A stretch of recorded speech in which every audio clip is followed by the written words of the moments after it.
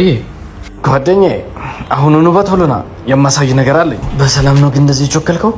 እሺ በቃ መጣሁ። ለምንድን ነው እንደዚህ አጣድፌ ጠራኝ? ተመልከት እስቲ ወደዛ።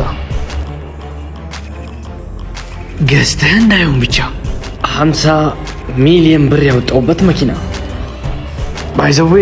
እችንም ሰዓት ዛሬ ነው የገዛኋት 50 ሺህ ብር። ተመልከቻት፣ እቺ መነጽር 20 ሺህ ብር ነው የወጣባት። ብቻ ምን አለፋ በገንዘብ የማይገዛ ነገር የለም። የኔ ልጅ እባክህ የተወሰኑ ቢላዎችን ግዛ። ምንም የሚገዛህ ነገር የለም። ከመኪና ያጠገብ ዞረል። ከእናትህም ሆነ ከኔ ምርቃትን ታገኛለህ። እባክህ የተወሰነውን ግዛኝ። ሰማኛለህ? ያንተንም ቢላ ሆነ ምርቃት አልፈልግም። ተንቀሳቀስ። ስራን ያለመናቅ እድሜን ሳልል መስራቴ ነው አይደል? ስንት ነው አጎቴ? 200 ብር የኔ ልጅ።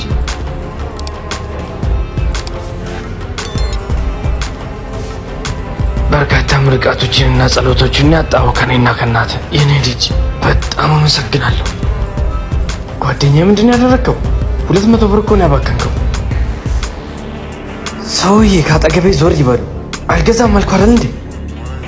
ቆይ እንዴ ስንት ናቸው አጎቴ? 150 ብር ብቻ የኔ ልጅ። ፈጣሪ ጠብቅ ልጄ። ከልቤ ነው ጸሎት የማደርግልህ። አሚን አጎቴ። ወንድም ያንተ ደልተዋል መሰለኝ። ብዙ ገንዘብ አለ። አንተ ብዙ ገንዘብ ነው የምታገኘው። አንዳንዴ ግን ትንሽ ምርቃትም አገኝ። ምንድን ነው ምርቃት? በሱ ምንም ያገኘሁት ነገር የለም ወንድሜ። ገንዘብ ቤት ይገዛል፣ ገንዘብ መኪና ይገዛል፣ ገንዘብ ሁሉን ነገር ይገዛል። ገንዘብ ገንዘብ ገንዘብ አትሸወድ ወንድሜ። ገንዘብ ሁሉም ነገር ነው። ሰላም አጎቴ። ሰላም አክስቴ። ሰላም የኔ ልጅ። አሁን እንዴት ነው? እኔ እንኳን ደህና ነኝ። ግን ዴቭ እንዴት ነው? ብረት ጭንቅላቱን ስላገኘው በርካታ ደም ፈሶታል። ምን እንደሚሻል አላውቅም። ሁለታችንም መኪና ውስጥ ነበር። እየነዳ የነበረው እሱ ነው። ስልክ ተደወለለት። እንዳያነሳ ብነግረው አንስቶ እያናገረ ሳለ ከሲኖ ትራክ ጋር ተጋጨ።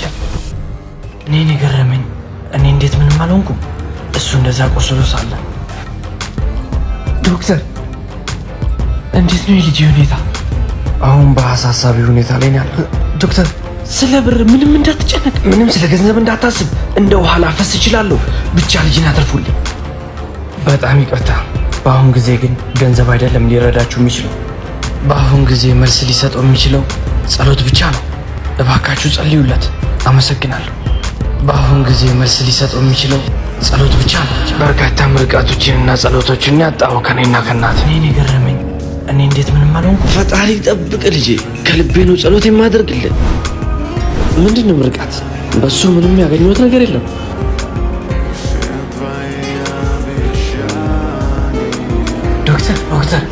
ዶክተር ልጄ እንዴት ነው? ፈጣሪ ጸሎታችሁን ሰምቷል። አሁን ልጃችሁ ከአደጋ ውጪ ነው። ወርቅ ጣሪያችን ላይ መደርደር እንችላለን። ነገር ግን ምርቃት ከሌለን አሁንም ደሃ ነን። ተረጋጉ። ሁላችሁም በየተራችሁ ደርሳችኋል። በእውነት ደግስ። በጣም ፈጣሪ እድሜና ጤና ይስጠው። ይሄው ያንተ ተባረክ። ይሄው ያንቺ ክበርልኝ እኔ ልጅ። ጋሼ ይግቡ። ጋሼ ከዚህ በላይ ዝም ማለት አልችልም። በቂ ሀብት አለው፣ ጤና አለው ፈጣሪ የሰጠው። ግን ምንም ደሃን እየረዱበት አይደለም። ባለ ስጋ ቤት እንኳን በአቅሙ ለማህበረሰቡ ቀን በቀን ስጋ እንደሰጠጠ ነው። እርስዎ ምን አለቦት? ልጅ የሎት፣ ቤተሰብ የሎት፣ ግን ምን ያደርግላቸዋል? የሁሉ ሀብት ምንም ደሃን እየረዱበት እኮ አይደለም። ምን እያደረግኩ እንደሆነ ለነሱ መናገር አስፈላጊ አይመስለኝም። በዚህ ራስ ወዳድነታችሁ የተነሳ ነው የሰፈር መንደር ሁሉ ሰው ቢጠላችሁ። የእነሱ ተግባር እኔ ምንም አይጎዳኝም። ጀሃንም መግባት ይችላል።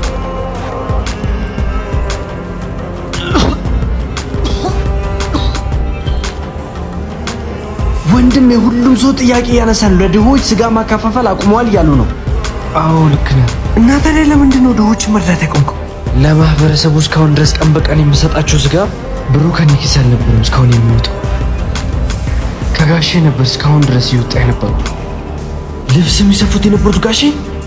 አዎ። ኧረ ምን አይነት እና ከሞቱ በኋላ ነው የምትነገረን? ይህ ነገር በእኔና ባንተ መሃል ሚስጥር ሆኖ ይቆይ ብሎኝ ነበር። አንተ እየረዳሃቸው መሆኑን ብነግራቸው እኮ በጣም ነው የሚወዱ፣ በጣም ነው የሚደሰቱት። ሁሉም ተግባሮች ላይ እንዲጨበጨብል ብቻ ጠብቅ። አንዳንድ ተግባሮች ላይ ሰው መሆንን አሳይ።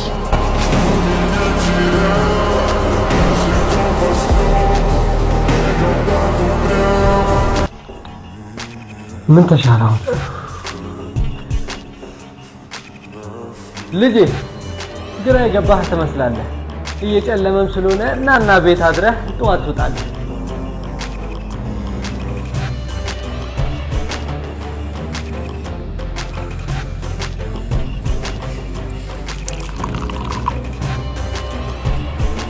ልጄ እስኪ መቸገር አልነበረብዎትም፣ ግን በጣም ነው የማመሰግነው። ከጨረስክ ደግምልሃለሁ። ይቅርታ ግን እዚህ አካባቢ በምንድን ነው የምትኖሩት? ማለት የምትተዳደሩት?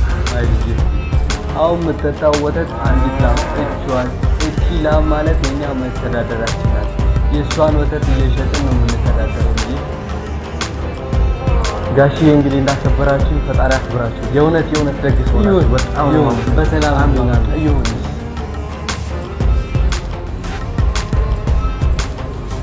ይቅርታ አባ፣ እዛ ቤት የሚኖሩትን ሰዎች መርዳት ፈልጌ ነበርና በምን ልርዳቸው የሚለውን ነገር እስኪ ትንሽ እንዲያግዙ። አንዲት ላም ያላቸውን ቤተሰብ ነው የምትለኝ? አዎ እነሱ።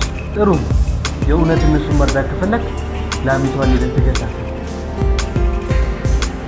ምን ጋሼ ይሆናል? አንድ ላም ብቻ እኮ ነው ያላቸው። ያቺ ላም የምቾት ቀጠናቸው። እሱን ካጡ በምንድን ነው የሚኖሩት? ግን እንዲኖሩ ብቻ፣ እውነተኛ ኑሮ እንዲኖሩ አይደለም። ስለዚህም የእውነት መርዳት ከፈለግ በልሂድ።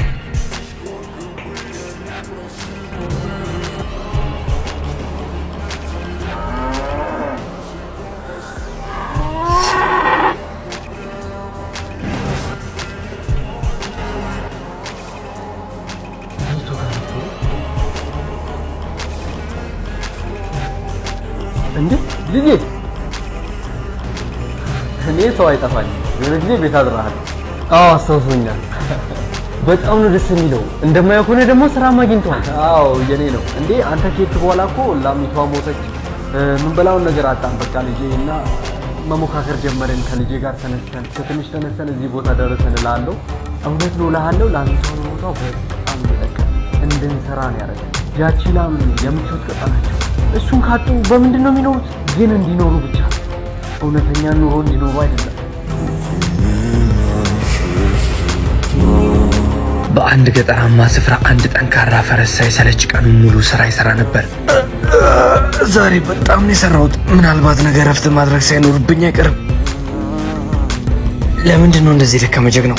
ትንሽ እረፍት ስለሚያስፈልገኝ ነገ አለቃን የተወሰነች ስራ እንደሚሰጠኝ ብቻ ጠይቀዋለሁ። ዛሬ ሰማሁትን ብነግርህ አታምነኝም። ምንድን ነው? ፈረስ እዚህ የመኖር ፍላጎት የለውም። አለቃ እንደማይፈልገውና ነገ እቅድ አውጥቶ ሌላ ቦታ እንደሚልከው ነገረኝ። ምን? ዜናውን ሰምተሻል? ኧረ እኔ ምንም ነገር አልሰማሁም። ፈረስ ከዚህ ከተማ ሊጠፋ ነው። ምክንያቱም አለቃ ምግብ የሚባል ነገር እየሰጡ አይደለም። ያለ እረፍት እንደሚሰራና እንደሚያሰቃየው ነገረኝ። ምን ትይዋለሽ? መጣሁ። ምን ሆነሻል? ፈረስ የመጥፋት እቅድ እየጠነሰሰ ነው። አለቃ በራብና በጠዋት ሊገለው ስለሆነ ነገ በጠዋቱ ሊጠፋ ነው። መች ጨረስኩኝ ነው አለቃ። ይህንን አታምንም? ምንድን ነው? ፈረስ አለቃው ቀን በቀን እንደሚደበድበውና ለሁሉም ነገ ጠዋት እንደሚጠፋ ተናግሯል። ምን? እኔም ሲነገረኝ እንደዚህ ነው የደነገጥኩት። ጋሼ ግባ። ምንድን ነው በዚህ ሌሊት አሯርጦ ያመጣ? ጋሼ ያንተው ፈረስ ሊሸጥ እቅድ አውጥቶላል። ነገ በጠዋቱ ሁሉንም እንስሳት ይዞ ከዚህ ስፍራ ለመጥፋት እቅድ አውጥቶላል።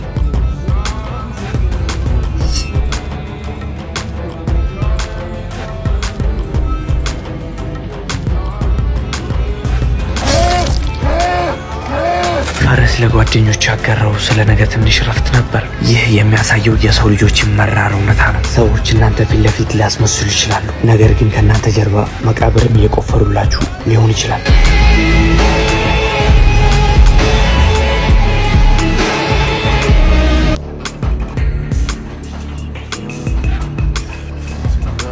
አባዬ ተመልከት፣ ዛፎች ወደ ኋላ እየሄዱ ነው።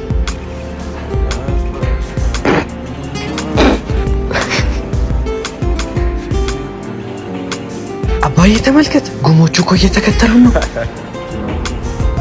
አሁን ግን ይህ ልጅ እድሜው ፈቅዶለት ነው እንደዚህ ሕፃን ለመሆን? አባዬ ተመልከት፣ ሰዎቹ ወደ ኋላ እኮ ነው እየሄዱ ያሉት። ጋሼ ይቅርታ አድርጉልኝና ለምንድን ነው ወደ ቆንጆ ዶክተር ማትወስዱት? ምናልባትም እሱ ያለችው ትክክል ሊሆን ይችላል። የተሻለ ሆስፒታል ብትወስዱ ጥሩ ነው። እኛም ከሆስፒታል መምጣታችን ነው። ልጄ ከተወለደ እስካሁን ድረስ አይነ ስውር ነበር። ለመጀመሪያ ጊዜ ነው ዓለምን እያያት ያለው። የመጽሐፉ ሽፋን የሚናገረው ከታሪኩ ውስጥ ጥቂቱን ብቻ ነው።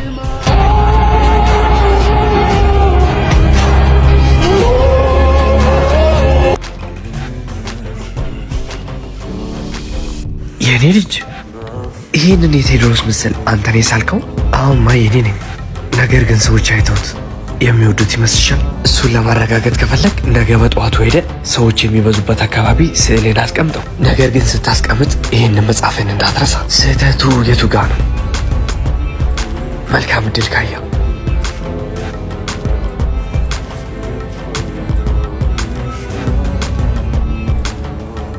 ብዙ ቦታ ላይ ስህተት እንዳለብኝ አክብቦ አስቀመጡልኝ። ነገር ግን ማንም ያምራል ያለኝ አልነበረም። በአሁኑ ደግሞ እንደዚህ አድርገ ዝም ብለህ አንድ ስዕል ሳልና በጠዋቱ እዛው ሰዎች የሚበዙበት ቦታ አስቀምጠው።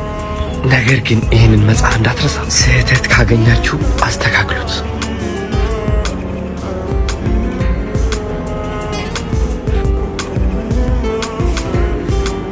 ማንም ሰው ስህተት አላገኘብኝም። የኔ ልጅ በዚህኛው የሆነ የተረዳኸው ነገር የለም? ልጄ ሁሉም ሰው የአንተን ስህተትና ጥፋት ለማውጣት ይጣደፋል። ነገር ግን በጣም ጥቂት ሰዎች ናቸው ያንተን ስህተት ለማስተካከል የሚሞክሩት። ስለዚህ ልጄ ራስህን ጠይቅ። የምትሰራው ነገር ልክ ነው? መልስህ አዎ ከሆነ ቀጥልበት።